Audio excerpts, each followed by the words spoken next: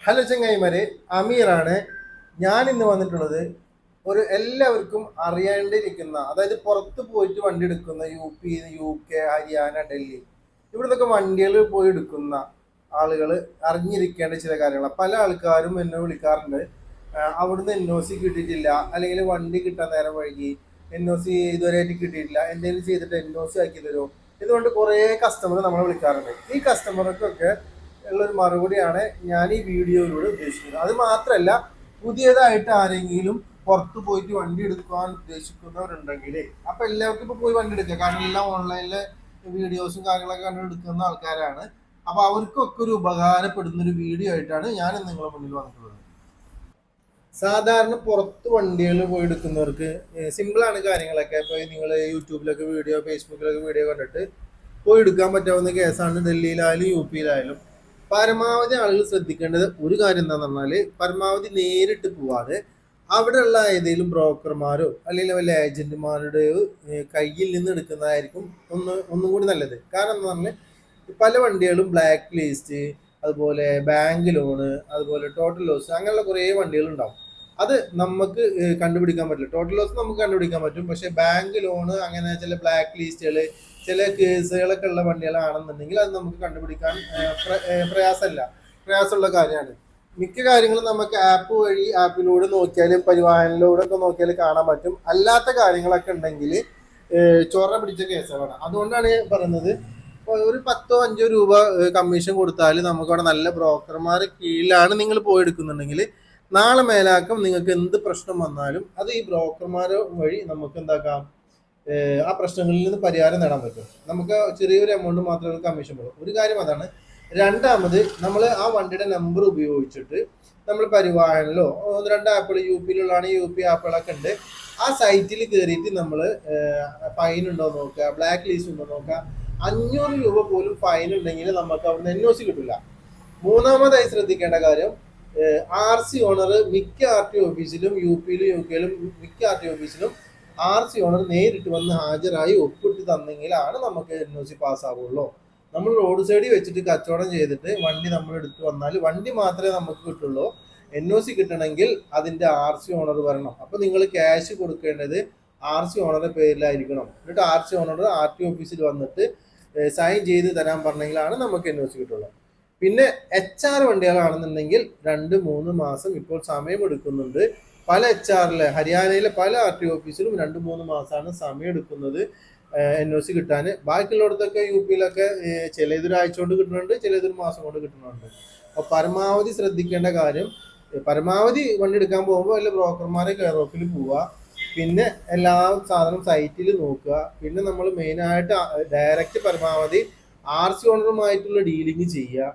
പിന്നെ അവരുടെ number keep ചെയ്യുക. പിന്നെ നമുക്ക് അവിടുന്ന് ഫോമുകൾ കിട്ടും, ഫോം 90, 28 എന്നൊക്കെ പറഞ്ഞ ഫോമുകൾ. അതിലൊക്കെ RC ഓണർ സൈൻ ചെയ്യിക്കുക. RC owner Aadhaar card, PAN കാർഡിനൊക്കെ കോപ്പി വാങ്ങിക്കുക. പിന്നീട് വരികയെന്ന് പറഞ്ഞാൽ നമുക്ക് NOC പാസ്സായി കിട്ടുന്ന രീതിയാണ്. NOC ഈ കാണുന്നതാണ്. ഇപ്പോൾ ഞാൻ കൊണ്ടുവന്ന ഒരു 11 വണ്ടിയുടെ NOC ആണ് ഇത് കാണുന്നത്. 2011 G400. ഇതാണ് NOC വരിക. ഇതിലിപ്പോ നമ്മൾ ആരെ പേരാണോ അവിടെ കൊടുത്തിട്ടുള്ളത് ആളെ പേരിൽ, ഇതിപ്പോ എന്റെ പേരിൽ തന്നെ വന്നിട്ടുള്ള NOC ആണ്, അമീർ. ഇതാണ് ഡീറ്റെയിൽ. ഈ ഒരു കഷ്ണം കടലാസാണ് മെയിൻ ആയിട്ട് നമുക്ക് ആവശ്യമുള്ളത്. രണ്ടാമതായിട്ട് നമുക്ക് വേണ്ടത് ഈ ഫോം 28. ഇത് ചില ആർട്ടിയിൽ മാത്രമേ അത്യാവശ്യമുള്ളൂ, അല്ലെങ്കിൽ നമുക്ക് ഇവിടുന്ന് ഉണ്ടാക്കാവുന്നതാണ്. പക്ഷെ ഇതിൽ എന്താ വേണ്ടതെന്ന് വെച്ചാൽ നിർബന്ധമായിട്ടും RC ഓണറെ അവിടുത്തെ സൈൻ എന്തായാലും വേണം. ഫോം 28 ഇതിൽ അവിടുത്തെ RC ഓണർ സൈന്. പിന്നെ ഇത് RC ബുക്കിന്റെ ഒറിജിനൽ അവിടെ നിന്നും ചിലത് നമുക്ക് പഴയതാവില്ല കിട്ടും, ചിലത് പുതിയതാവും കിട്ടാം. അപ്പൊ ഞാൻ കാണിച്ചത് പോലെ ഈ NOC, പിന്നെ ഫോം 28, അതിലെ RC ഓണർ സൈൻ നിർബന്ധമാണ്. ചില RTOയില് ആണെങ്കിൽ RC ഓണർ ഫോട്ടോ കാര്യങ്ങളൊക്കെ വേണം. ഇതാണ് നമുക്ക് NOC എന്ന് പറയുന്ന സംഭവം. ഇതാണ് NOC.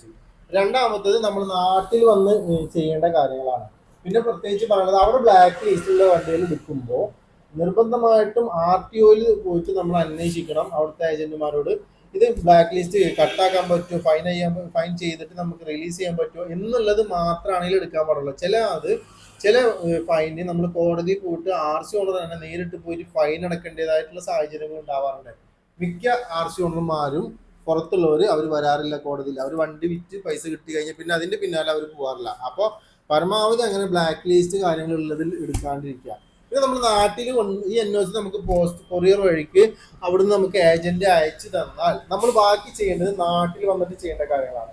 നാട്ടിൽ വന്നിട്ട് ചെയ്യേണ്ടതെന്ന് പറഞ്ഞാൽ നമുക്ക് ആദ്യം ഒരു 200 രൂപയുടെ സ്റ്റാമ്പ് പേപ്പർ വാങ്ങിക്കണം. അത് ആരുടെ പേരിലാണോ NOC വന്നിട്ടുള്ളത് ആ ആളെ പേരിൽ ഇതേപോലെ 200 രൂപയുടെ സ്റ്റാമ്പ് പേപ്പർ വാങ്ങിച്ചിട്ട് അഫിഡവിറ്റ് റെഡിയാക്കണം. അഫിഡവിറ്റ് റെഡിയാക്കേണ്ടത് നോട്ടറി വക്കീലിൻ്റെ അടുത്ത് പോയിട്ട് നമ്മളൊരു 200 രൂപ സ്റ്റാമ്പ് പേപ്പറിൽ നമ്മളെ ഫോട്ടോ ഒക്കെ ഒട്ടിച്ചിട്ട് നമ്മൾ സൈനൊക്കെ ചെയ്തിട്ട് അഫിഡവിറ്റ് റെഡിയാക്കാം. നമുക്ക് ഡയറക്റ്റ് RTOയിൽ ചെയ്യാവുന്ന കാര്യങ്ങൾ എന്നുള്ള നമ്പർ മാറാം എന്നുള്ളത്. പിന്നെ ടാക്സ് ഒക്കെ അടക്കേണ്ടത് നമ്മൾ ഓൺലൈൻ വഴി ആയതുകൊണ്ട് അതിൽ പ്രത്യേകിച്ച് കാര്യമില്ല. പക്ഷെ ഡയറക്റ്റ് നമ്മൾ RTO ഓഫീസിൽ പോയാൽ നമുക്ക് ഒരുപാട് നാളെ വായ മറ്റന്നാൾ വായ അങ്ങനെ പ്രശ്നങ്ങൾ. കാരണം നമുക്ക് നല്ലൊരു ഏജന്റിന്റെ കയ്യിൽ കേരളത്തിൽ തന്നെ നമ്മൾ നല്ലൊരു ഏജന്റ് നല്ലൊരു ഡ്രൈവിംഗ് സ്കൂളുകാരുടെ കയ്യിൽ ഈ സംഭവം ഏൽപ്പിക്കാം. അപ്പൊ നമുക്ക് പല RTO ഓഫീസിനും ഏജന്റുമാരും 5000, 4000, 6000 ആണ് നമുക്ക് സാധാരണ ഫീസ് വാങ്ങിക്കാറുള്ളത്. ആ ഫീസ് വാങ്ങിച്ചാൽ നമ്മൾ ഈ പേപ്പറുകൾ ഇതിന്റെ കൂടെ 1-2 പേപ്പറുകൾ ആഡ് ചെയ്യേണ്ടതുണ്ട്. അതൊക്കെ ഡ്രൈവിംഗ് സ്കൂളിൽ ആഡ് ചെയ്തിട്ട് ടെസ്റ്റ് കൊടുക്കണം വണ്ടി. അപ്പൊ നമുക്ക് ഫസ്റ്റ് ചെയ്യേണ്ടത് ടെസ്റ്റ് ആണ്, വണ്ടി ടെസ്റ്റ്. ചില RTO ഓഫീസിൽ ഫസ്റ്റ് ഹിയറിംഗ് നടത്തും, അല്ല പിന്നെ ടെസ്റ്റ്. ചില ഇതിൽ ആദ്യം ടെസ്റ്റ് പിന്നെ ഹിയറിംഗ്. അപ്പൊ നമ്മൾ ടെസ്റ്റ് കൊടുത്തു, വണ്ടി ടെസ്റ്റ് കൊണ്ടുകൊടുക്കാൻ പോകണം. അത് ഞാൻ നിങ്ങൾക്ക് കാണിച്ചു തരാം, ഈ വീഡിയോയുടെ കൂടെ തന്നെ ഉണ്ട്. നമുക്ക് ടെസ്റ്റിനാണ് ഇനി നമ്മൾ പോകുന്നത്. അപ്പൊ നമ്മൾ വണ്ടി ടെസ്റ്റ് കൊടുക്കുക. ടെസ്റ്റ് കൊടുത്തു കഴിഞ്ഞതിന് ശേഷം നമ്മൾ RTO ഓഫീസിൽ ഹിയറിംഗ്, രണ്ടാമത്തെ സെക്ഷൻ ഹിയറിംഗ് കഴിഞ്ഞതിന് ശേഷമാണ് ഹിയറിംഗ് എന്ന് പറഞ്ഞാൽ നമ്മൾ അവിടുത്തെ ജോയിന്റ് RTOയുടെ മുന്നിൽ നമ്മൾ ഈ വണ്ടിയുടെ ബാധ്യതകളെല്ലാം ഞാനാണ് ഏൽക്കുന്നത് എന്നുള്ളത്, ഇത്ര രൂപക്ക് വണ്ടി എടുത്തു എന്നുള്ളത് എഴുതി വെള്ള പേപ്പറിൽ എഴുതി കൊടുത്ത് സൈൻ ചെയ്ത് അതിൽ ജോയിന്റ് RTO സൈൻ ചെയ്ത് തന്നാൽ നമുക്ക് ടാക്സ് അടക്കണമാണ് മൂന്നാമത്തെ ഏറ്റവും ലാസ്റ്റ് പ്രൊസീജിയർ ആണ് ടാക്സ് അടക്കാമെന്നുള്ളത്. അപ്പോൾ ഇതിന്റെ ഫുൾ ഡീറ്റെയിൽ ആയിട്ട് ടെസ്റ്റ് നടക്കുന്നതും ടാക്സ് കൊടുക്കുന്നതിന്റെ വീഡിയോ ഞാൻ ഇതിന്റെ കൂടെ തന്നെ ആഡ് ചെയ്യുന്നുണ്ട്. ഈ വണ്ടിയാണ് നമ്മൾ ഇന്ന് RTO ഓഫീസിൽ ടെസ്റ്റ് അടിക്കാൻ പോയത്. നല്ല ക്ലീൻ ആയിട്ട് നമ്മൾ പണിതെടുത്തിട്ടുള്ള 12 മോഡൽ G4 വണ്ടിയാണ് നമ്മൾ ടെസ്റ്റ് അടിക്കാൻ പോയിട്ടുള്ളത്. നമുക്ക് രാവിലെ തന്നെ ടെസ്റ്റ് അടിച്ചു കഴിഞ്ഞാൽ ഉച്ചയോട് കൂടിയിട്ട് നമുക്ക് ടാക്സ് അടക്കാൻ പറ്റും. ടാക്സ് അടച്ചിട്ട് അത് കഴിഞ്ഞിട്ടാണ് നമുക്ക് നമ്പർ കിട്ടുക. അപ്പോൾ ഈ വണ്ടിക്ക് നമുക്കിന്ന് നമ്പർ കിട്ടിയിട്ടുണ്ട്. ഞാൻ മുന്നേ പറഞ്ഞ വീഡിയോയുടെ ഡീറ്റെയിൽ ആയിട്ടുള്ളതാണ്. കാരണം ഇന്നലെ നമ്മൾ ഇതിൻ്റെ എല്ലാ പേപ്പർ വർക്കുകളും കാര്യങ്ങളാണ് നമ്മൾ പിന്തുടർന്നുണ്ടായിരുന്നത്. ഇന്ന് നമ്മൾ ആ വണ്ടി ടെസ്റ്റിന് വേണ്ടി കൊണ്ടുപോയിട്ട് വന്നിക്കുകയാണ്. അതിന് നമുക്ക് ടെസ്റ്റിന് പോകുമ്പോൾ എന്താ ശ്രദ്ധിക്കേണ്ട 2-3 കാര്യങ്ങളുണ്ട്. ഒന്ന്, വണ്ടി ഒന്ന് ക്ലീൻ ആക്കുക എന്നുള്ളതാണ്. മറ്റുള്ളത് നമുക്ക് ചേസ് നമ്പർ ആണ് മെയിനായിട്ട് ചെക്ക് ചെയ്യുക RTO ഓഫീസിൽ കൊണ്ടുപോയാൽ. നമ്മളെ ചേസ് നമ്പറിൻ്റെ ഭാഗം വരിക ഇന്നോവക്ക് ഫോർച്യൂണറൊക്കെ വരിക. ഇന്നോവയുടെയും ഫോർച്യൂണറിൻ്റെയും ബാക്കിൽ റൈറ്റ് സൈഡിൽ ടയറിൻ്റെ മുകളിലാണ് നമുക്ക് ചേസ് നമ്പർ വരിക. അത് ഞാൻ വീഡിയോയിലൂടെ നിങ്ങൾ കാണിച്ചു തരാം. അത് നമ്മൾ എന്തെങ്കിലും പെയിൻ്റൊക്കെ അടിക്കുമ്പോൾ അത് മറഞ്ഞു പോയിട്ടുണ്ടെന്നുണ്ടെങ്കിൽ അത് നമുക്ക് തുടച്ച് ക്ലിയർ ആക്കി വെക്കുക. പിന്നെ അതുപോലെ തന്നെ ബോണറ്റ് തുറന്നിട്ട് ചേസ് നമ്പറും എഞ്ചിൻ നമ്പറും ഓൾറെഡി ബോണറ്റിൻ്റെ സൈഡിലുണ്ടാവും. അതുമാണ് നമുക്ക് RTO ഓഫീസിൽ കാണിച്ചു കൊടുക്കേണ്ടത്.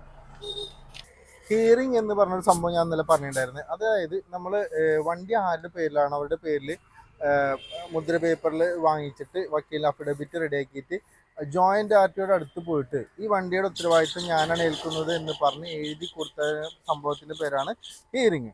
ഹിയറിംഗ് കഴിഞ്ഞിട്ട് വണ്ടി ടെസ്റ്റ് കഴിഞ്ഞിട്ട് പിന്നീട് പോകുന്ന പ്രൊസീജിയറാണ് ടാക്സ് അടക്കുക എന്നുള്ളത്. ടാക്സ് അടക്കുക എന്നുള്ളത് ഏകദേശം 2012 വണ്ടിയാണ് ഇപ്പോൾ ഇത്. ഇതിനൊക്കെ വരിക നമുക്കൊരു 55-60 രൂപയുടെ അടുത്താണ് വരാറ്. ഇതൊന്നും നമുക്ക് മുന്നേ പ്രവചിക്കാൻ പറ്റില്ല. ഏകദേശം നമുക്കൊരു റേറ്റ് പറയാൻ പറ്റുള്ളൂ. 55-60 രൂപ നമ്മൾ ഈ വണ്ടിക്ക് ടാക്സ് അടച്ചിട്ടാണ് നമുക്ക് നമ്പർ കിട്ടിയത്. അത് നമ്മൾ രാവിലെ പരിപാടികളൊക്കെ കഴിഞ്ഞ് ഉച്ചയോട് കൂടിയിട്ട് നമുക്ക് വണ്ടിയുടെ ടാക്സ് അടച്ച് നമുക്ക് ഇങ്ങനത്തെ ഒരു പേപ്പറൊക്കെ കിട്ടുക. ടാക്സ് അടച്ച് കഴിഞ്ഞാൽ ഇത് പ്രത്യേകം കസ്റ്റമർ ശ്രദ്ധിക്കണം. ഇങ്ങനത്തെ ഒരു പേപ്പർ കിട്ടുക. ഈ പേപ്പറാണ് നമുക്ക് RC ബുക്ക് വരുന്നത് വരെ നമ്മുടെ കയ്യിലുണ്ടാവുക. ഏകദേശം ഈ പേപ്പറാണ്. ഈ എമൗണ്ട് അടിച്ച് കഴിഞ്ഞ് ഈ പേപ്പർ അടിച്ചു കഴിഞ്ഞാൽ ചില RTO ഓഫീസിൽ അന്ന് തന്നെ നമ്പർ കിട്ടും. മറ്റുള്ളിടത്താണെന്നുണ്ടെങ്കിൽ പിറ്റേ ദിവസം നമ്പർ കിട്ടും. എന്തായാലും 2 ദിവസം കൊണ്ടുള്ള നമ്പർ നമുക്ക് കിട്ടുന്നുള്ളത് ഉറപ്പാണ്. ചേസ് നമ്പർ ഓൾറെഡി നമ്മൾ വണ്ടി ടെസ്റ്റിന് കൊണ്ടുപോകുമ്പോൾ തന്നെ ഞാൻ പറഞ്ഞില്ലേ, ഈ ബാക്കിലെ ടയറിൻ്റെ മുകളിലുണ്ടാവുക. അതൊന്ന് ക്ലീൻ ആക്കി വൃത്തിയാക്കി തുടച്ച് വെച്ചാൽ നമുക്ക് RTOക്ക് കാണിക്കാൻ പറ്റും. പിന്നെ വണ്ടി ക്ലീൻ ആക്കുക. രണ്ടാമത്തേന്ന് പറഞ്ഞാൽ ഇഞ്ചിൻ റൂമിലുള്ള